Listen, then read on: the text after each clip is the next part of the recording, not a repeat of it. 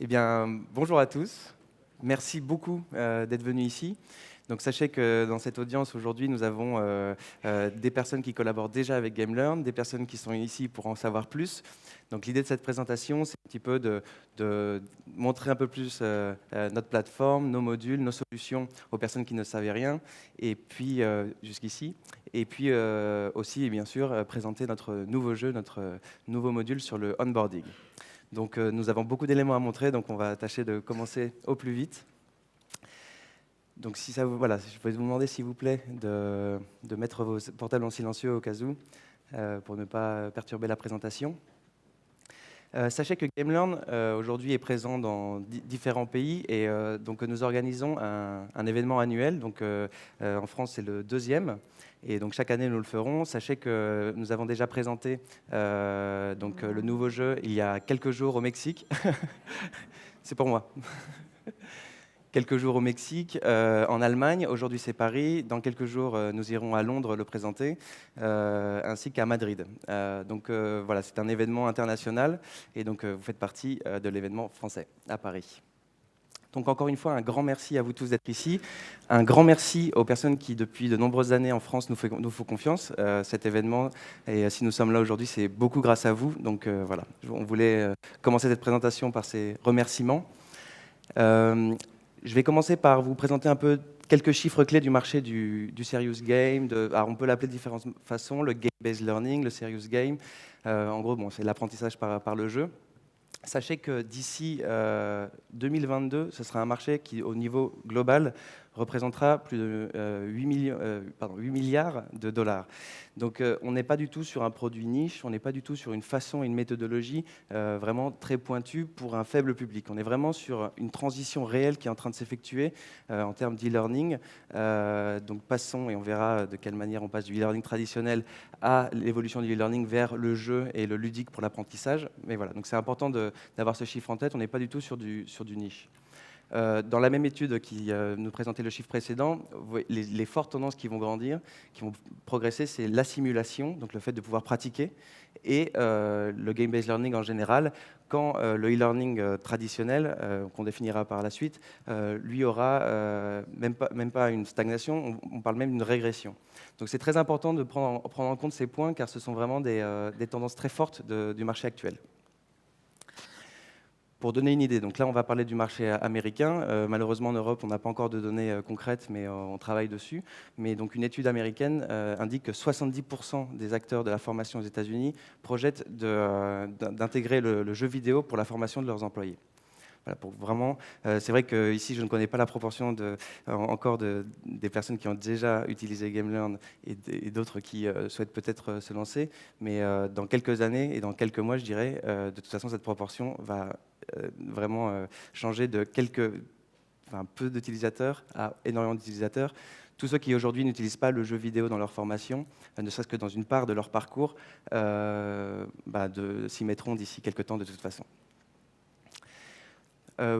C'est vrai que quand on parle de jeu, on parle surtout de quelque chose d'assez naturel qu'on a tous en nous. C'est-à-dire que quand on est enfant, quand on grandit, c'est le jeu qui fait qu'on développe nos capacités, nos compétences, l'apprentissage.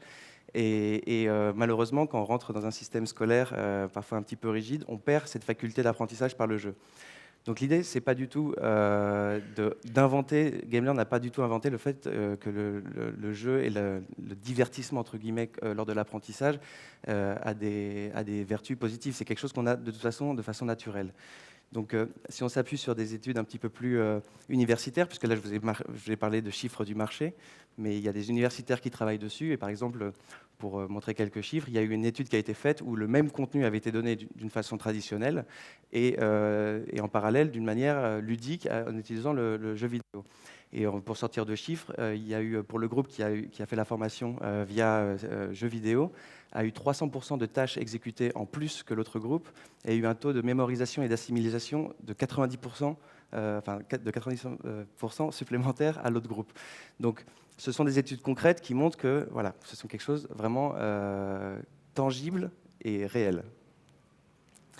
Donc c'est de là où finalement on revient à cette idée qu'on a perdu ce plaisir d'apprentissage, on a perdu cette façon d'apprendre ludique Et GameLearn propose, dans ce qui lui concerne, c'est-à-dire la formation et le développement de compétences en entreprise, de faire en sorte que l'apprentissage soit amusant à nouveau. Learning is fun again, qui est donc la signature de GameLearn. Donc maintenant, après vous avoir présenté quelques chiffres clés, de toute façon, toutes les données que nous avons présentées ici, si ça vous intéresse d'approfondir le sujet, nous aurons toutes les sources et voilà, n'hésitez surtout pas à nous demander. Et maintenant, je vais vous présenter Nolwenn, qui travaille avec nous pour l'équipe France. Je peux vous demander de l'applaudir. Merci. Qui va vous montrer un petit peu la croissance que GameLearn a connue, un petit peu l'histoire entre guillemets de GameLearn, pour que vous voyez aussi qu'à travers de GameLearn, tout ce qu'on a expliqué de ce secteur qui grandit, voilà, que ça puisse être une illustration concrète pour vous. Merci. Bonjour à tous, merci d'être venus si nombreux aujourd'hui, ça fait vraiment plaisir, d'autant plus qu'aujourd'hui, avec vous ici, on fête nos 10 ans, donc voilà, on est vraiment content de pouvoir fêter nos 10 ans avec vous aujourd'hui. On espère que ça va être utile, l'information qu'on va vous fournir pour que vous puissiez vraiment avoir une vision globale du marché et pourquoi le game-based learning ou le serious game fonctionne si bien et a de si bons résultats. Donc nous, en tant qu'entreprise, voilà, donc nos 10 ans ce mois-ci, on travaille déjà avec beaucoup de clients de façon internationale. En France, on commence à avoir un marché de plus en plus présent et important. Donc quelques marques avec qui on travaille déjà. On ouvre des bureaux constamment. Nous sommes déjà présents, si ça fonctionne, voilà. Sur le continent américain, Miami, Mexico, Monterrey, Barcelone, Madrid et Londres, et très prochainement des bureaux sur Paris aussi. Donc vous ne serez pas sans être au courant, vous serez même les premiers informés dès que nous aurons nos bureaux sur Paris. Sur tous les pays dans lesquels on n'a pas justement de bureaux et d'équipes physiques, on compte sur des distributeurs qui nous aident à développer justement le marché de façon plus globale et plus internationale. Et on travaille déjà avec de nombreux pays dans le monde.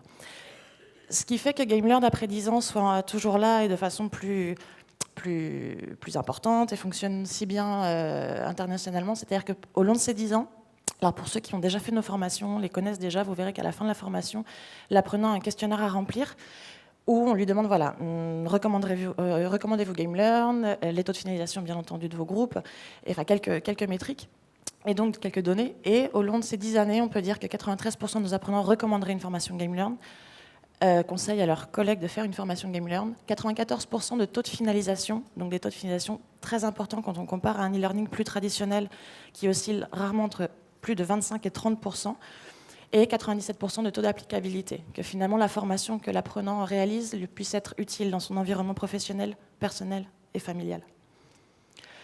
Des clients avec qui, des partenaires avec qui on travaille déjà, c'est important que vous puissiez aussi savoir quelles sont les répercussions sur votre entreprise quand les apprenants terminent leur formation. Chez LG, par exemple, ils ont pu noter un 19% d'augmentation de l'engagement de leurs apprenants. Donc, comme c'est souvent une problématique que vous avez, le manque de motivation de vos employés, le serious game fonctionne. Chez Man Trucks, également un 98% de motivation des employés. Chez MSD, on a un 8% d'amélioration de la productivité. Donc pour ceux qui nous connaissent, les thématiques qu'on travaille, des thématiques très transverses. Et chez CaixaBank, 40% d'ouverture de nouveaux marchés. Donc là, par contre, préciser, chez CaixaBank, le Serious Game entrait dans une formation globale. Donc c'était tout un parcours. Le Serious Game n'était qu'une partie de ce parcours, mais grâce à tout ce parcours formatif incluant du Serious Game, ils ont pu constater 40% d'ouverture de marché supplémentaire. GameLearn, c'est aussi des récompenses, et ça, je pense que c'est important pour vous de savoir également quand vous vous appuyez sur une entreprise pour vous fournir un service comme la formation, de savoir que cette entreprise est reconnue, récompensée. La semaine dernière encore, on recevait le Stevie Awards à New York pour le jeu Pacific sur le leadership management. Et on reçoit également des certifications de qualité un petit peu partout dans le monde, donc sur Londres et sur le Mexique principalement, pour le moment. Et voilà, donc important pour vous également, de plus en plus d'entreprises développent des LMS pour la gestion justement des formations, pour y intégrer des catalogues, pour faire du suivi d'élèves. Donc Cornerstone, Moodle et SAP SuccessFactors, on intègre sur toutes les plateformes, on n'a jusqu'alors eu aucun souci pour intégrer sur n'importe quelle plateforme. Et pour ceux qui n'ont pas de plateforme LMS propre en entreprise, vous n'en faites pas, puisque GameLearn, c'est quelque chose qu'Alexandre vous présentera par la suite, a développé sa propre plateforme pour justement vous offrir ce service. Important également le fait de pouvoir être disponible dans toutes les langues. C'est vrai que beaucoup d'entre vous, cette problématique également, de pouvoir former plusieurs personnes sur plusieurs continents, dans plusieurs langues au même moment. C'est, on pense, important. Et donc voilà, tous les jeux sont disponibles dans une dizaine de langues environ. Et quand on dit toujours plus leader, l'objectif étant maintenant, nous on a doublé nos effectifs en l'espace de 6 mois, donc on grandit à une vitesse assez vertigineuse. L'objectif étant de vous fournir de plus en plus de matériel, de plus en plus de simulateurs, de formations sur des thématiques. On vous consultera toujours avant de sortir un jeu pour savoir un petit peu aussi quels sont vos besoins et vos demandes, donc on s'adaptera toujours à vos besoins. L'objectif étant au jour d'aujourd'hui de grandir avec vous et de vous offrir de plus en plus de formations Serious Game. Voilà, je vais repasser la parole à Alexandre qui va vous expliquer un petit peu les problématiques qui existaient. Donc pourquoi en fait le Serious Game est né, en réponse à quelles problématiques et quelles solutions apporte le Game-Based Learning à justement ces problématiques auxquelles vous êtes confrontés un petit peu tous les jours. Voilà. Merci beaucoup. Merci. Donc pour que vous sachiez, à l'origine, GameLearn est né d'un centre de formation présentiel. En fait, on était dédié à la formation en présentiel et on utilisait déjà des techniques ludiques d'apprentissage. Et donc de notre côté, on s'est demandé de quelle manière on pouvait ouvrir le champ à un nombre plus grand d'apprenants et aussi de nos partenaires du moment qui nous disaient qu'ils avaient parfois un besoin de formation dans différents sites. Et on s'est confronté à un problème réel. C'était déjà, dans le présentiel, on peut avoir un problème de manque de temps, c'est-à-dire que vous devez boucler du temps de vos employés, donc c'est du temps pour vous, pour l'entreprise. Ça peut aussi se refléter par des coûts. Donc les coûts souvent trop élevés, les coûts d'organisation, le temps passé. Et donc tous ces éléments-là, en fait, nous ont fait réfléchir sur la manière dont on pouvait trouver quelle solution on pouvait trouver à ça. L'e-learning, en fait, était une bonne solution. Donc on s'est lancé là-dedans. Donc le manque de temps, bien entendu, on a fait en sorte que l'apprenant soit autonome vis-à-vis de son contenu. Donc l'e-learning permettait de résoudre beaucoup de ce problème-là. Tout ce qui est coût trop élevé, les coûts d'organisation, parce que ce n'était pas seulement le formateur en lui-même, c'est toute l'organisation qui allait autour. Et tout ce qui était dispersion géographique ont été solutionnés de cette manière-là. Donc, attends. Mais ce qui s'est passé, c'est qu'en fait, on a fait l'erreur, et une erreur qui est assez classique dans l'e-learning, c'est que venant du présentiel, on avait tout simplement mis en ligne les contenus qu'on présentait, des PowerPoint, des PDF, ce qui fait que le contenu pouvait être d'une grande qualité et très travaillé, mais seulement le format ne convenait pas. Donc en fait, on s'est intéressé au e-learning et c'est là où en fait l'idée de GameLearn est née, puisqu'en fait, quand on parle de contenu de faible qualité, l'e-learning, en fait, il y a beaucoup de plateformes qui existent sur le marché et qui vont offrir des centaines et des centaines de modules, de mini-modules, qui vont vous offrir énormément de contenu. Mais malheureusement, c'est pas que le contenu en lui-même n'est pas de bonne qualité, c'est que quand on parle de formation complète et développement réel de compétences, c'est en ça que la qualité ne nous paraît pas aboutie. Ensuite, les cours ennuyeux, c'était un peu l'erreur qu'on faisait au départ, et ce qui se fait souvent en e-learning, c'est de mettre un contenu assez froid qui n'offre pas l'interaction avec l'apprenant qui lui permettrait, et c'est le troisième point, l'apprentissage par l'expérience. Et ce qui donne, donc, je ne sais pas si vous connaissez ce chiffre, ceux qui nous connaissent ont déjà eu cette donnée, mais c'est vrai que la moyenne du marché aujourd'hui, c'est que seuls 25% des apprenants qui commencent une formation e-learning vont au bout. Ce qui fait que c'est beaucoup de temps de votre part de créer du contenu, de penser à la formation, un investissement financier aussi, qui souvent est mal rentabilisé, et ce qui peut créer aussi, petit à petit, vis-à-vis de l'apprenant, une certaine défiance vis-à-vis du contenu qu'on lui propose. Donc en fait, nous, la réponse qu'on a eue à ça, et je vous l'expliquerai un peu avec la plateforme, mais le contenu de faible qualité, nous avons mis en fait l'équivalent de ce qu'on mettait sur des séminaires présentiels de 2 à 3 jours dans une formation e-learning. C'est-à-dire qu'on ne parle pas de petits modules, on ne parle pas de modules courts, on parle de formation complète. Donc après, on pourra à l'occasion, à la suite de cette présentation, vous expliquer le temps de chaque jeu. Mais l'idée, c'est qu'une personne sort de la formation avec une réelle expérience, avec une expérience et un développement réel de compétences. Le côté ennuyeux, on l'enlève avec tout ce qui est gamification, jeux vidéo. Vous verrez tout à l'heure en vous présentant le nouveau jeu, le travail qui est développé en termes de design, en termes d'histoire. Alors quand on parle d'histoire, c'est-à-dire un équilibre entre le contenu de qualité et tout le côté aventure. On parle quand même de formation très sérieuse. L'aventure, c'est une excuse pour motiver les apprenants. Pas d'apprentissage par l'expérience. Tous nos jeux qu'on a développés jusqu'alors intègrent un simulateur. Après, on s'adaptera en fonction du jeu et la nécessité que vous avez. mais c'est-à-dire que l'apprenant pratique réellement au sein de la formation. C'est-à-dire qu'il fait partie de ce qu'on lui propose, il n'est pas froid devant un contenu, avec simplement ensuite une simple évaluation. Il va devoir, lui, développer des compétences réellement. Donc le simulateur permet d'avoir un feedback en continu de l'apprenant, puisque le jeu va analyser un peu ce qu'il fait.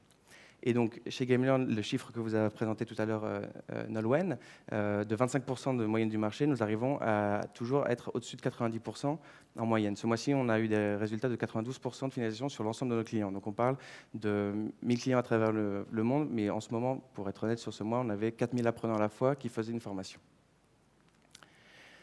Donc, les nouveautés de la plateforme. C'est vrai que ceux qui ont déjà participé à des plans de formation avec nous avaient des liens vers nos jeux. Le travail qui a été réalisé, c'est de vous permettre d'avoir beaucoup plus de mainmise sur les plans de formation. Donc, la façon dont ça fonctionne, c'est que vous faites l'acquisition de cours pour vos apprenants. Et aujourd'hui, vous pourrez vous-même gérer les cours, faire le suivi des apprenants en direct sur la même plateforme, donc savoir où se situe chacun, pour avoir un suivi, sachant que GameLearn le fera avec vous également. Mais ça vous permettra d'avoir une vue très claire sur l'ensemble des contenus et aussi de gérer, en fonction des cours que vous avez pris, les répartir comme vous l'entendez tout au long de l'année. Donc en fait, ces nouveautés-là sont là pour aussi vous laisser une plus grande autonomie sur la façon dont vous voulez utiliser les cours de GameLearn.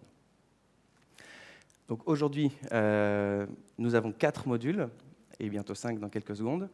2100 qui sera sur le service client, Triskelion sur la gestion du temps et l'organisation personnelle, Merchants qui sera sur la négociation et la résolution de conflits lors d'une négociation, et Pacific sur le leadership et le management.